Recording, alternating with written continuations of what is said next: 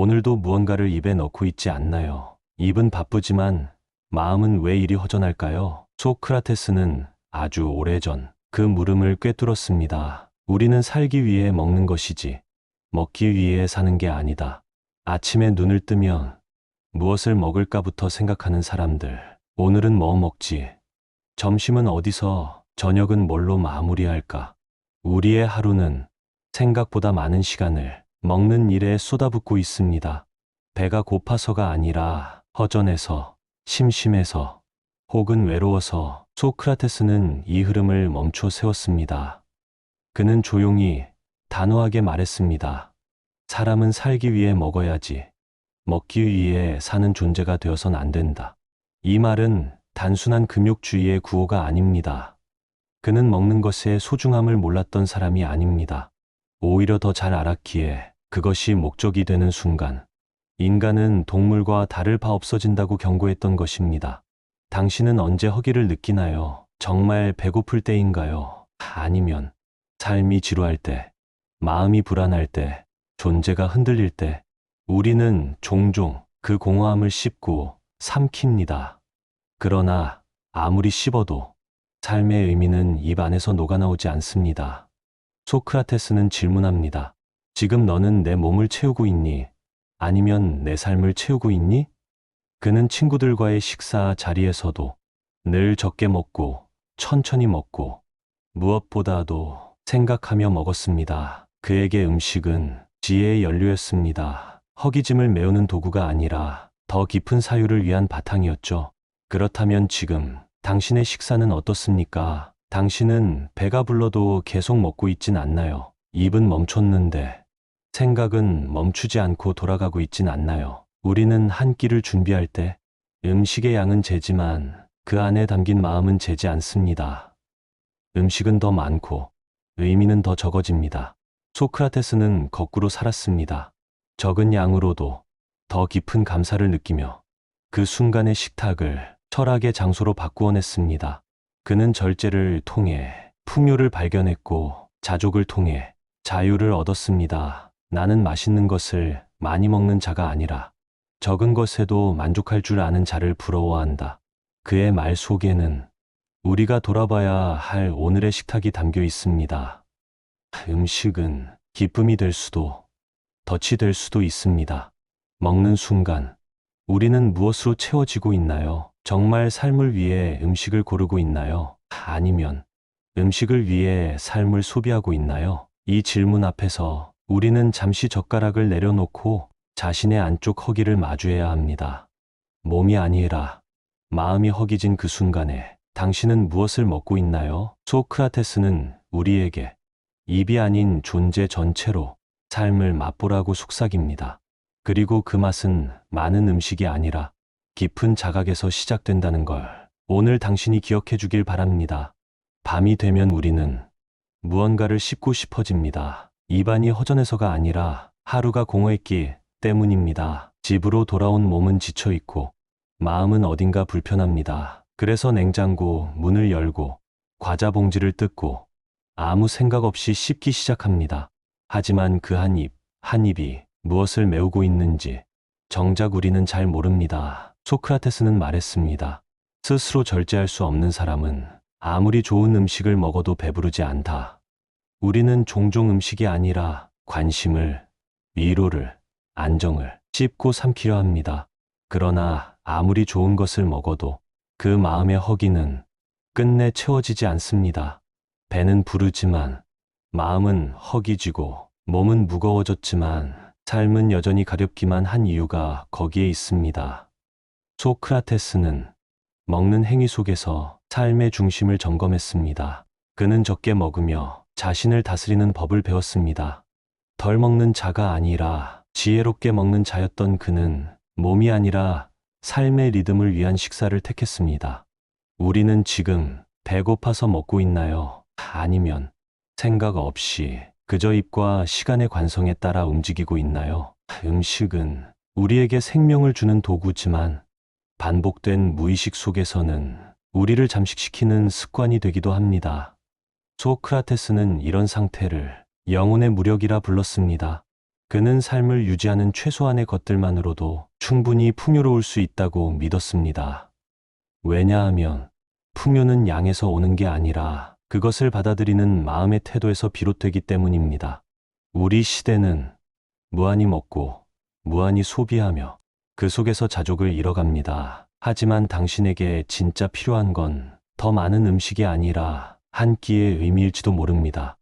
가끔은 공복을 견뎌보는 것도 하나의 철학적 실천입니다. 입이 아닌 마음의 배고픔을 제대로 들여다보는 시간, 그 시간 안에서만 우리는 삶의 본질에 가까워질 수 있습니다. 소크라테스는 그렇게 살았습니다. 많이 먹지 않고도 생기 있었던 사람, 가난하게 살았지만 가장 자유로웠던 사람, 그는 스스로에게 물었습니다. 나는 지금 무엇을 위해 이 한 끼를 먹는가? 이 질문은 단순한 식사의 이유를 묻는 것이 아니라 삶의 방향을 가늠하는 나침반이었습니다. 오늘 당신이 고른 음식은 당신을 어떤 방향으로 이끌고 있나요? 당신의 식탁은 육체만을 위한 것인가요? 아니면 삶 전체를 위한 성찰의 자리가 되고 있나요? 이제 한 끼를 대할 때 단순히 배를 채우기보다 삶을 돌보는 마음으로 바라보세요. 그래야 음식이 당신을 쓰러뜨리는 것이 아니라 일으켜 세울 수 있으니까요. 먹고 싶은 건 언제든 주문할 수 있습니다. 새벽에도, 한밤중에도 단 몇 번의 손가락 움직임이면 따뜻한 음식이 문 앞에 도착합니다. 우리는 풍요 속에 살고 있습니다. 그런데도 어째서 우리 마음은 이토록 자주 허기지는 걸까요? 소크라테스는 이미 오래전 이런 시대를 예감하듯 말했습니다. 사람은 살기 위해 먹어야 하지. 먹기 위해 살아서는 안 된다. 그가 던진 이 말은 단순히 식욕에 대한 절제가 아닙니다. 삶 전체에 대한 방향의 문제입니다. 당신이 지금 먹고 있는 그 음식은 생명을 위한 연료인가요? 아니면 일상의 공허를 잊기 위한 위장인가요? 많이 먹는 것이 죄는 아닙니다. 하지만 아무 의미 없이 먹는 것은 우리 삶을 무기력하게 만들고 맙니다. 우리는 자주 무언가를 채우는 일에 익숙합니다. 냉장고를 채우고, 식탁을 채우고, 입을 채우며 하루를 살아갑니다. 하지만 그 채움 속에서 우리는 자꾸만 본질을 잃습니다. 당신의 마음은 언제 가장 가벼웠나요? 비싼 음식을 먹었을 때인가요? 아니면 단추한 한 끼 앞에서 감사함이 밀려왔던 그날이었나요? 소크라테스는 적게 가짐으로써 더 많이 느낄 수 있다는 것을 보여줬습니다. 그는 맛보다 삶의 균형을 따졌고 양보다 정신의 맑음을 중시했습니다. 음식을 조절한다는 건 살을 뺀다는 의미가 아닙니다. 삶을 흐리게 하는 욕망을 내려놓는 연습입니다.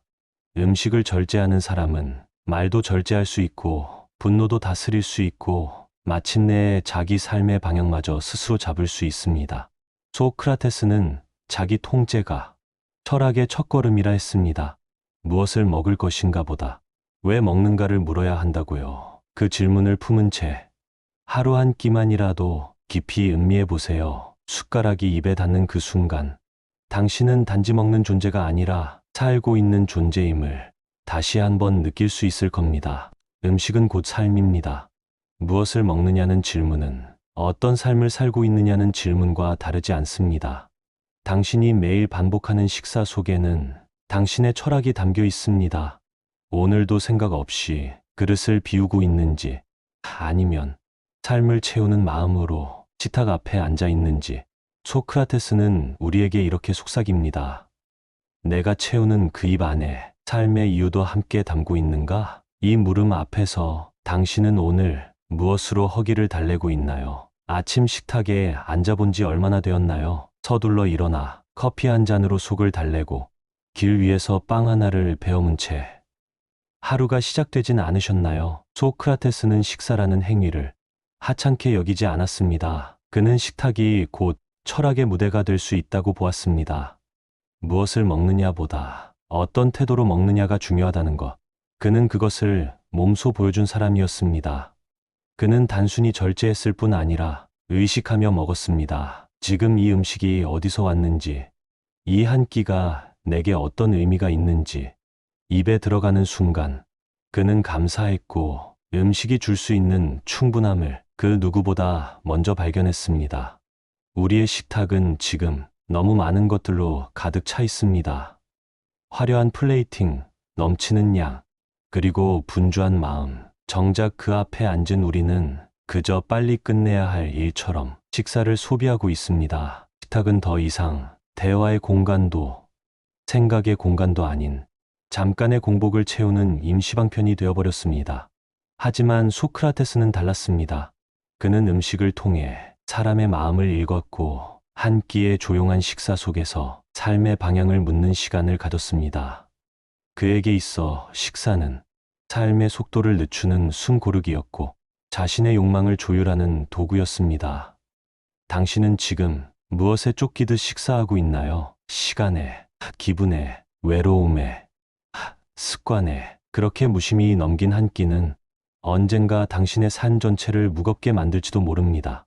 식탁 앞에 앉는 그 순간만큼은 잠시 삶의 걸음을 멈춰도 좋습니다.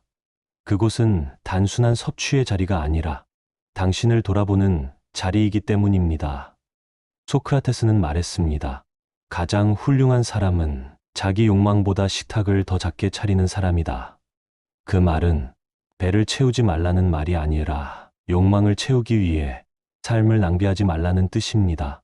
지금 당신의 식사는 당신을 맑게 만들고 있나요? 아니면 더 무디게 만들고 있나요? 당신이 매일 앉는 그 식탁 위에서 지금껏 무엇을 나누어 왔고 무엇을 잃어왔는지 한 번쯤 가만히 떠올려 보시길 바랍니다. 음식은 사라져도 그 자리에 남는 것은 당신의 태도입니다. 그 태도가 쌓여 당신의 삶이 됩니다. 하루에 몇 번쯤 배고프지 않은데도 무언가를 입에 넣고 있나요? 별 생각 없이 여러 번 배달해 어쩌다 도착한 디저트 광고, 그리고 그냥 심심해서 먹는 군것질. 지금 당신의 식욕은 정말 당신의 배고픔에서 온 걸까요? 아니면 외로움, 불안, 무료함 같은 다른 허기를 대신 채우고 있는 건 아닐까요? 소크라테스는 사람이 음식을 통해 스스로를 속이는 순간을 경계했습니다. 그는 말했습니다. 절제가 없는 식사는 삶의 방향을 잃게 만든다. 그에게 음식은 생존을 위한 수단이었지 쾌락의 도구가 아니었습니다. 무언가를 먹는다는 건 그저 입을 채우는 행위가 아니라 나 자신과의 관계를 다시 세우는 일이었습니다. 우리의 식탁은 너무 풍요로워졌습니다. 그만큼 마음은 점점 더 허전해졌습니다. 다 먹고 난 후의 공허함, 맛있게 먹었는데 왠지 더 깊은 허기를 느끼는 그 기분. 그건 당신의 식욕이 당신 마음의 허기를 대신 떠맡고 있기 때문입니다. 진짜 허기는 입이 아니라 마음에서부터 시작됩니다. 소크라테스는 자신을 지키기 위해 배를 다스렸습니다. 그는 많이 먹을 수 있었지만 많이 먹지 않았습니다. 왜냐하면 그는 삶의 균형을, 자기 내면의 평정을 가장 소중한 것으로 여겼기 때문입니다. 음식은 우리 몸을 구성합니다. 그러나 그 음식이 선택되는 과정은 우리 마음의 상태를 드러냅니다.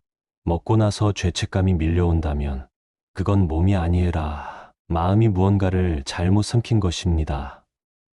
당신은 무엇을 욕망하고 있나요? 진짜 배고픔을 진짜 감정으로 마주할 수 있어야 그때서야 우리는 음식이라는 수단을 통해 삶을 맑게 정돈할 수 있습니다. 소크라테스는 말했습니다. 많이 먹는 자는 늘 결핍을 말하고 절제할 줄 아는 자는 언제나 풍요를 안다. 그 말은 배를 비우라는 말이 아닙니다. 체온보다 중요한 건 어떻게 비울 줄 아는가에 있다는 뜻입니다. 당신의 오늘 식사는 삶의 무게를 줄여주었나요? 아니면 또 다른 욕망을 짊어지게 만들었나요? 소크라테스는 음식 앞에서도 철학했습니다. 그는 단순한 철학자가 아니라 살아있는 인간으로서 욕망을 다루는 법을 실천했던 사람입니다. 당신도 할 수 있습니다. 음식을 선택하는 그 짧은 순간, 삶의 속도를 잠시 늦추고 자신의 마음을 들여다보는 일, 한 끼를 통해 자신의 내면을 돌볼 수 있다면 그 식사는 더 이상 행위가 아니라 삶이 됩니다. 오늘날 우리의 식탁은 단순한 생존의 공간을 넘어 쾌락, 보상, 심지어 정체성의 무대가 되었습니다. 누구와 무엇을 먹느냐에 따라 삶의 질, 계층, 감정 상태까지 암묵적으로 구분되고 평가됩니다. 이제 식사는 더 이상 생존의 수단이 아니라 사회적 장치로 작동하고 있는 셈입니다. 그러나 소크라테스는 이러한 흐름과는 정반대의 철학을 펼쳤습니다. 그는 식사 앞에서조차 늘 깨어 있었고 자신의 입으로 들어가는 모든 것에 대해 윤리적, 실존적 질문을 던졌습니다. 지금 내가 먹는 이 행위는 진짜 삶을 위한가? 아니면 욕망을 정당화하기 위한 기만인가? 이 문장은 단순히 음식 섭취의 절제를 말하는 것이 아닙니다. 그보다 훨씬 근본적인 욕망에 대한 자각의 철학을 포함하고 있습니다. 욕망은 언제나 자신을 정당화하려 듭니다. 스트레스를 풀기 위해 먹었다. 행복해지고 싶어서 한 끼쯤은 괜찮다. 나도 이 정도는 누릴 자격이 있다. 이러한 말들은 표면적으로는 스스로를 위하는 것처럼 보이지만 실제로는 욕망이 주도권을 쥔 상태에서 자신의 삶을 소비하는 메커니즘으로 작동합니다. 소크라테스는 이를 자기 기만의 회로라 불렀고 그 회로를 끊기 위해선 먼저 욕망의 언어를 해체할 줄 알아야 한다고 보았습니다. 우리는 과잉의 시대에 살고 있습니다. 접시에 담긴 음식보다 그 음식을 향한 욕망이 더 크고 무겁습니다. 풍요 속의 결핍. 그것은 단지 물질적 차원이 아니라 존재론적 공허의 반영입니다. 무엇을 먹는지가 아니라 무엇이 나를 먹고 있는가를 묻는 시대가 된 것입니다. 음식은 영양이지만 그 선택의 과정과 동기 속에는 당신의 세계관이, 당신의 가치 체계가, 당신의 자기 인식이 투영됩니다. 소크라테스는 이 자기 인식의 부족이 가장 위험한 무지라고 보았습니다. 그는 말했습니다. 배는 금세 부르지만 마음은 스스로를 돌보지 않으면 결코 채워지지 않는다. 결국 그는 우리가 음식 자체가 아니라 그 음식을 대하는 의식적 태도를 점검해야 한다고 강조했습니다.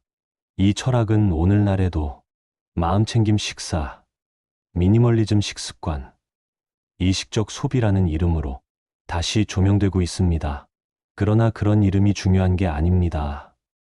그 핵심은 여전히 내가 무엇을 위해 먹고 있는가라는 가장 본질적인 물음에 머물 수 있느냐는 데 있습니다. 당신의 오늘 한 끼는 배를 채웠습니까? 아니면 존재를 의식하게 했습니까? 철학은 식탁에서 사라지지 않았습니다. 다만 우리 스스로가 그것을 듣지 않기로 선택했을 뿐입니다. 소크라테스는 우리에게 다시 묻습니다. 너는 지금 삶을 살고 있는가?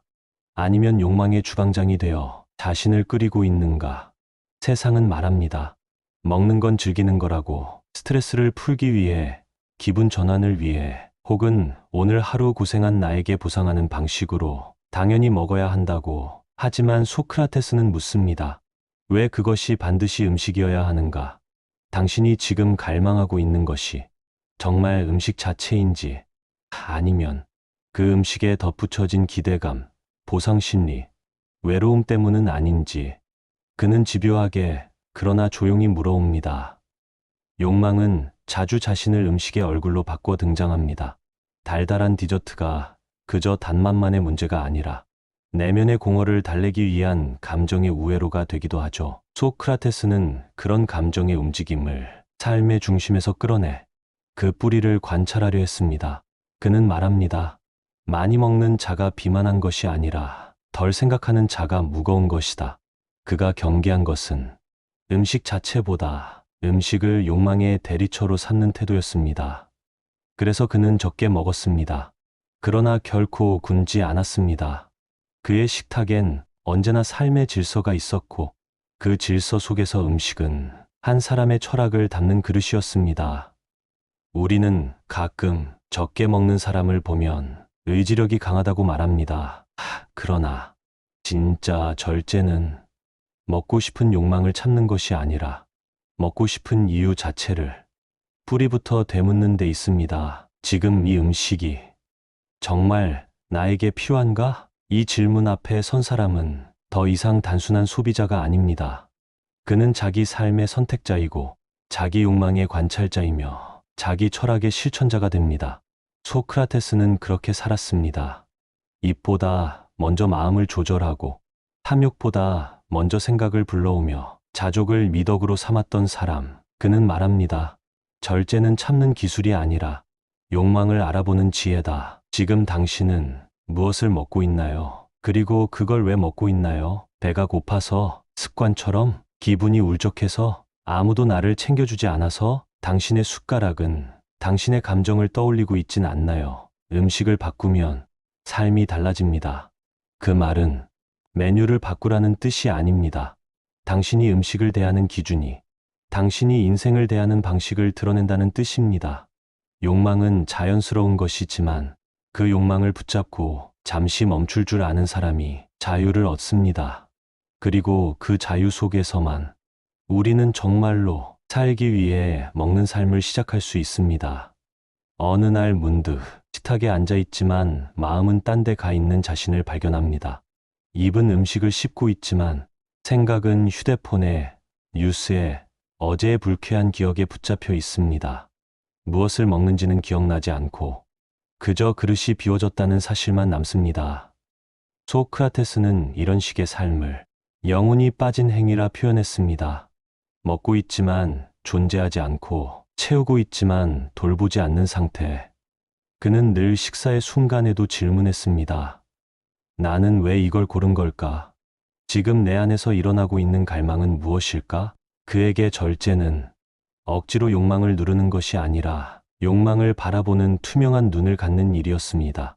많은 사람들이 절제를 자기 억제력의 시험처럼 여기지만 진정한 절제는 거부가 아니라 더 나은 선택을 할 줄 아는 명료함에서 비롯됩니다. 욕망을 따라가지 않는 것이 아니라 욕망을 선별하는 능력, 그것이 바로 소크라테스가 말한 자유의 기초입니다. 우리는 매일 수없이 많은 음식을 마주하고 그중 일부를 고릅니다. 그러나 정작 그 선택의 기준이 무엇이었는지 스스로 물어본 적은 얼마나 될까요? 기분에 끌려 선택한 음식, 습관처럼 반복되는 소비, 광고와 이미지에 현혹되어 고른 한 끼, 그 모든 선택 안엔 우리 삶의 방식이 녹아 있습니다. 소크라테스는 말했습니다. 자기 자신을 알고 싶은가? 그렇다면 먼저 내가 무엇을 원하는지를 관찰하라. 음식은 욕망의 입구입니다. 무엇을 원하는지를 들여다보기 위해 가장 일상적이고 정직한 질문이기도 합니다. 나는 왜 이걸 먹고 싶은가? 이 음식은 내게 어떤 감정을 가져다 줄 것인가? 그리고 이 욕망은 나를 어떤 방향으로 끌고 가고 있는가? 이런 질문을 던지는 순간 식사는 더 이상 행위가 아니라 의식이 됩니다. 입과 배만이 아니라 정신과 영혼까지 깨어나는 시간, 절제는 단순히 덜 먹는 것이 아닙니다. 무엇을 더 소중히 여기는가를 드러내는 선택입니다. 소크라테스는 늘 가장 단순한 음식 속에서 가장 깊은 자족을 발견했습니다. 그가 기름지고 화려한 식탁을 부러워하지 않았던 이유는 이미 자신의 욕망을 가장 잘 아는 사람이었기 때문입니다. 자신의 욕망을 알고 그것을 다루는 법을 배운 사람만이 삶을 맑고 가볍게 만들어갈 수 있습니다. 절제는 부족함이 아니라 충분함을 알아보는 눈입니다. 오늘 당신의 식탁 위에는 단지 음식만 놓여 있나요? 아니면 당신이 세상을 대하는 태도와 기준도 함께 놓여 있나요? 당신이 숟가락을 들기 전 잠시라도 이 질문과 마주할 수 있다면 그 식사는 이미 철학입니다. 어떤 날은 아무리 먹어도 허기가 가시지 않는 날이 있습니다. 배는 이미 불러왔지만 또 무언가를 찾아 먹게 됩니다. 단맛, 짠맛, 또 다른 맛. 하지만 그건 음식이 아니라 감정의 결핍이 만든 허기입니다. 소크라테스는 이런 상태를 스스로를 잃어버린 식사라고 했습니다. 몸은 채워졌으나 마음은 점점 더 무거워지는 삶. 그는 음식이 단순히 배를 위한 것이 아니라 정신의 균형과 깊이 연결되어 있다는 걸 알고 있었습니다. 그래서 그가 강조한 것은 단순한 식사법이 아니라 정신을 가다듬는 태도였습니다. 우리의 식탁은 종종 진짜 허기보다 가짜 감정에 휘둘려 차려집니다. 외로워서 먹고, 지루해서 먹고, 화를 누르기 위해 먹고, 내가 뭔가를 통제하고 있다는 기분을 느끼기 위해 먹습니다. 그러나 그 모든 식사는 끝나고 나면 묘한 허무만 남깁니다. 배가 불렀다는 사실이 마음의 공허함을 가려주지 못하기 때문입니다. 소크라테스는 말했습니다. 자신의 욕망을 모르는 자는 자신의 필요도 알지 못한다. 우리는 스스로를 잘 안다고 생각하지만 정작 내 마음이 지금 무엇 때문에 허기지는지는 깊이 들여다보지 않습니다. 그는 음식을 선택할 때마다 늘 마음을 먼저 살폈습니다. 나는 지금 필요해서 이 음식을 먹는가? 아니면 도망치기 위해 먹는가? 이 간단한 물음 하나가 우리의 식탁을 바꿉니다. 필요에 따라 먹는 사람은 스스로를 돌보고 욕망에 따라 먹는 사람은 스스로를 잠시 잊습니다. 잊는 일은 쉽고 돌보는 일은 어렵습니다. 그래서 우리는 자주 더 많이 먹고 더 쉽게 후회합니다. 하지만 소크라테스는 말합니다. 돌아보는 사람만이 자기 삶을 주인으로 살아갈 수 있다고. 이제 식탁 앞에서 당신의 허기를 다시 물어보세요. 지금 당신이 원하는 것은 달콤한 간식인가요? 아니면 누군가의 말 한마디, 하루의 쉼표, 당신 자신을 있는 그대로 바라봐주는 눈빛인가요? 식사는 그 자체로 치유가 될 수 있습니다. 하지만 그 치유는 음식의 종류가 아니라 당신의 자각에서 시작됩니다. 소크라테스는 그걸 알고 있었습니다. 그래서 그는 음식을 통해 삶을 바꾸려 하지 않았고 삶을 바꾸는 방식으로 음식을 대했습니다. 오늘도 당신은 식사를 할 것입니다.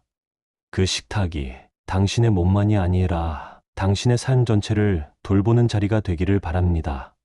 하루 3번, 우리는 무심히 식탁에 앉고 무심히 젓가락을 들고 무심히 그릇을 비웁니다.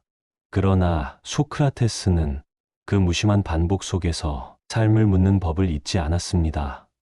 그는 말했습니다. 사람은 살기 위해 먹어야지.